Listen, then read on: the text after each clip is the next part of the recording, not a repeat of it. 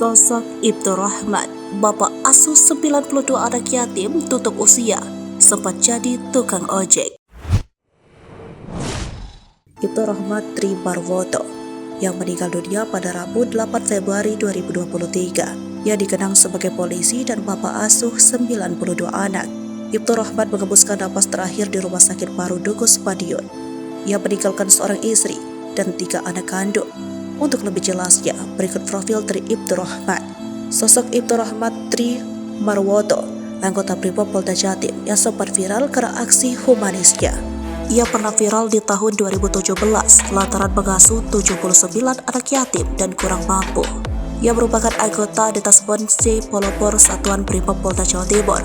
Bersama istrinya, Ibtu Rahmat Tri Marwoto menghidupi dan menyekolahkan anak yatim, anak terlantar, hingga anak mantan pecandu narkoba. Pengabdian Ibtu Rahmat pada anak-anak terlantar, kurang mampu, dan yatim piatu sudah berlangsung sejak 2007. Ia pernah mengalami kesulitan membiayai kuliahnya di Sekolah Tinggi Hukum Indonesia di Jakarta 10 tahun lalu. Bahkan saat itu, untuk menutupi kebutuhan kuliah, dia harus bekerja sampingan sebagai tukang ojek.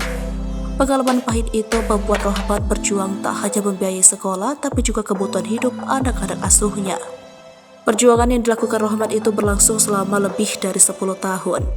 Namun tentu saja, keinginan tersebut tak semudah membalikan telapak tangan. Apalagi gaji Rahmat per bulan terbilang pas-pasan. Dalam sebulan, rata-rata Rahmat harus mengeluarkan biaya 8 juta rupiah untuk makan dan uang saku anak asuhnya. Setiap harinya, ia harus memasak 8 kg beras, belum termasuk lauk pauk yang harus disediakan.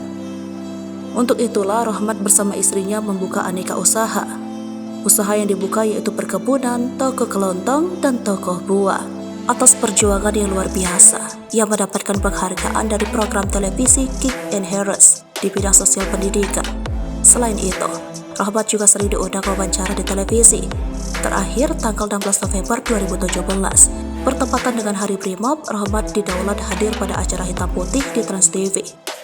Selain itu, ia juga pernah mendapatkan penghargaan berupa pendidikan sekolah inspektur polisi di Kepala Polri Jenderal Polisi Tito Karnavian.